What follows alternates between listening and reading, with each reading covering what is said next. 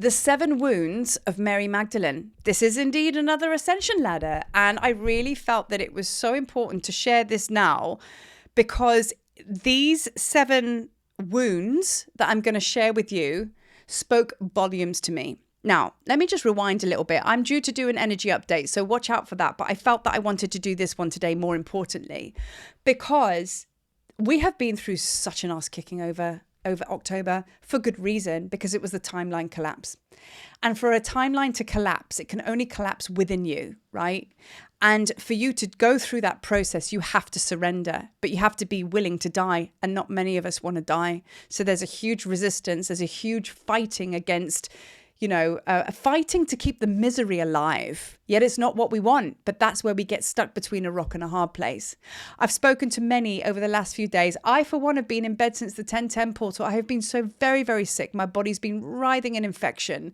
And I just kept developing infections. So I don't think I've ever been that sick on that level. And, and it's been a very dark place as well, because of course, when you're like that, you're very disconnected. So all of us have our own versions of that. I'd be very surprised to speak to any of you guys to see that, if you haven't been through something similar, and maybe you didn't do it now, maybe you did it before, but for me, I went through another deep dive. And the 7 wounds of Mary, I wanted to share today because I wanted to bring a whole lot of light and accolades and celebration, and you've come so far, because it says it in these notes I'm about to read from now. But before I go on to the 7 wounds now, I just wanted to remind you.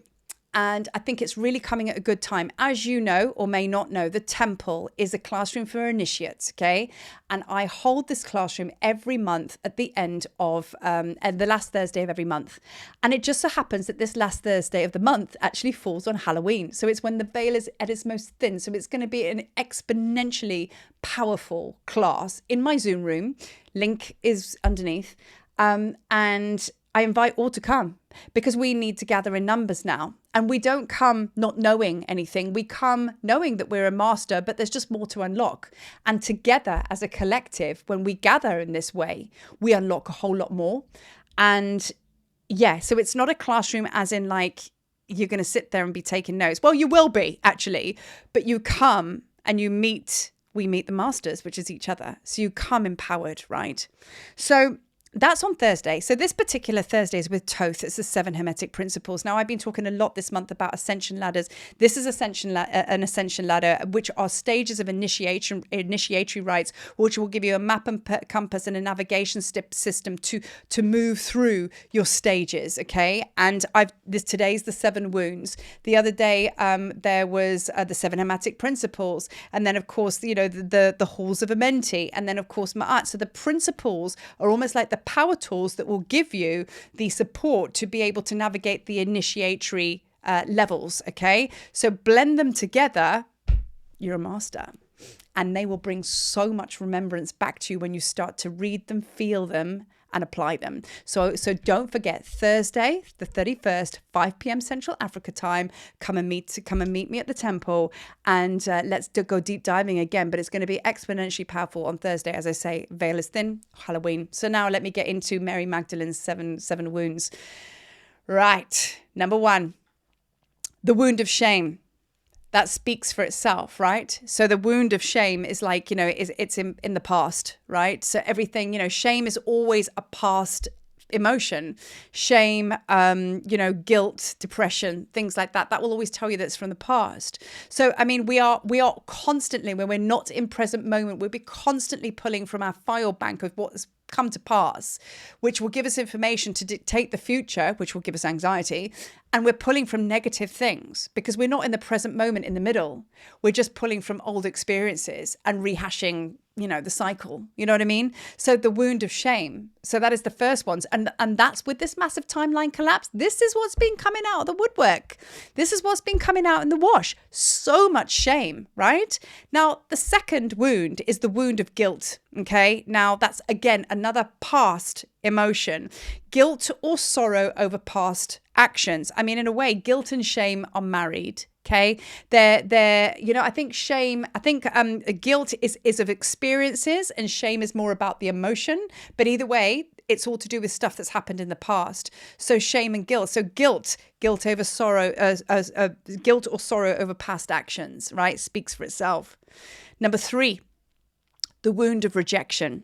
This was a big one for me in my whole life, you know, I think for all of us. Cast out, judged by society because of wrongdoings, right? So rejection, I mean, like, gosh, we've been talking a lot about the witch wound. I've been doing witchy wound videos, and that's also come up in this timeline collapse because it needed to, because that was all to do with rejection of you sharing your light, rejection of you being out there as a healer or as a seer or whatever it might be, just your gifts and abilities, so blessed, so divine, and actually being taken out for it. Do you know what I mean? But then rejection can actually play out in this life when we now want to share our light. Perhaps you want to do a YouTube video, perhaps you want to do your own groups to sacred sites, perhaps you just want to hold a meditation group, or you just like to open a flower shop. Do you know what I mean? It all comes down to being seen and following your passion and following your heart's desire, and also following something which you're obviously pretty good at. It's a gifted ability, it's a superpower, it's a talent. You know what I mean? And you want to share that with the world. That's what we're here to do. But then we go, but no, maybe not. You know what I mean? Because what if nobody buys my stuff? What if nobody comes? What if people look at me and say, where'd you get that from? Do you know what I mean? So rejection, the wound of rejection runs very, very deep there. And this is so interesting that I'm sharing these 7 wounds now, because as I'm reading them out, the whole month I've been so very, very sick. I would say that I've moved through every single one of these. So I think this is really important that I'm sharing this now. In fact, I know it is, because in truth, I wasn't going to say anything. In truth, I've tried 10 times to do an energy update video of what I wanted to do. And then in the end, I abandoned it because I just couldn't get the flow. And it was Mary Magdalene that's just hijacked the whole thing. It was like 7 wounds now. So I did. And now it's flowing and I'm really hot as I said that. So that makes it even more so why this 7 wounds initiatory ladder, ascension ladder, directive on how to heal from Mary Magdalene. That's why it's important to be shared now. Right? So now, wound number 4, the wound of despair, hopelessness and fear, and never being forgiven by spirit, by Mother, not Father God. We are not worthy. That's why we can't receive. This is a huge one for me as well. And despair is the one that would have taken you through that real, or still taking you through that deep, deep purge and dive into collapsing the timeline. You've got to feel everything that you've got to feel everything as it came in, which you did, because that's how you got a past experience of it and a memory of it. But then when it leaves, you've got to feel it as it moves out. That's the shit thing, but it's just how it is. You have to be very present with it. That's why presence is so important. So the wound of despair, yeah, we are not worthy. And if we're not worthy, oh no, I couldn't possibly receive that. It's a debt you'll never pay. It's a cup you will never fill. So we just sit here not being worthy, right? So the wound of despair, okay? So letting go of hopelessness and fear. Number 5, the wound of loneliness. Starseed vibes through and through, right? Isolation as an outsider, rejected by religious and social communities. Now, of course, I'm talking here to do with Mary Magdalene, but like wound of loneliness for us is obviously, you know, starseeds. We just wander looking for like, you know, others, and we're just like that loneliness. I mean, it's intense. It was always going to be like that, and you know the memory of separateness. Do you know what I mean? So for us, it could be like, you know, you just living on the edge of the village there and you're just not feeling included in anything. You're a bit of a hermit. You're a bit of a recluse. I live 2 lives. I'm kind of out there, but I'm very much a hermit as well at the same time. And I kind of sabotage myself because I get super lonely, because sometimes I think, is my whole community just through a computer screen? And just FYI, putting this into the pot, as it were, that's changing. I think that 2025, I'm done with this here. Expect to see me on your doorstep or in your hood going, hey, who's gathering for circle? Because I want to hug and squeeze you. That is very much the new timeline. But we've had to feel this here right now. Okay. So isolation as an outsider. Okay. Starseed coming in, you know, isolation and rejected by groups. You know what I mean? And that could actually just be mean girls. Do you know what I mean? Or the boys at the golf club don't invite you for a full ball, whatever. Do you know what I mean? It's just like that can play out in so many different ways, right? So now we go into number 6, the wound of loss. Now, I need a pause here because I believe this is an ascension ladder. So we've climbed. So take number 1 as the bottom rung. We've climbed all the way up to 6 now. Okay. The wound of loss, grieving over past actions. And I mean, in Mary Magdalene's case, the loss of Christ. Now, I have a deep memory of that because when I went to Avalon, I remember sitting in the chapel, ancient times, and the grief of losing my family as disciples and everything like that, because we all walked together. I know there's a lot of you out there, we've spoken about this. We have that memory. So we have the same ancient memory, probably not as intense as Mary Magdalene, but there is loss. Now, right now, I'm sat in my life as this timeline collapses, and my daughter now has just graduated. She finishes school. My son's already living in the UK. All of a sudden, like my whole life with my little babies running around me and my purpose as a mother even gets me a bit emotional now. It's like done. And that loss goes back lifetimes because it's just triggers and pokes that sense of loss that I can't stop looking behind. So this is why the wound of loss is so big right now, because I've just kind of had a little bit of a meltdown here. Well, it's not a meltdown, a little bit of a purge and sharing. You'll have the same thing going on. What are you grieving? You know, like I've been so sick, right? And I've had like what I call a COVID Kundalini clearing, because that's exactly what they are. COVID Kundalini clearings. It's an awakening. So I embrace them, even though they're shit.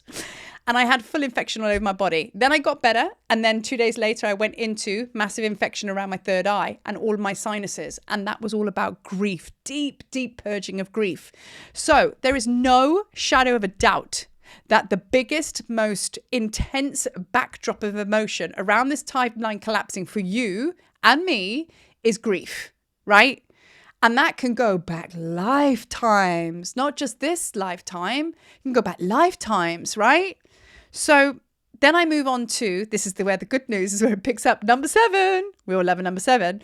So imagine and maybe feel into, let me know in the comments what you think, because this is just how I felt it when I read it out. But I believe that the wound of loss, we're stepping out of number 6, right? Wound of loss. And now, where we are right now, as we move through October to November, December 2025, wound of transformation. It's a spiritual renewal, okay? Final wound. This is the final wound.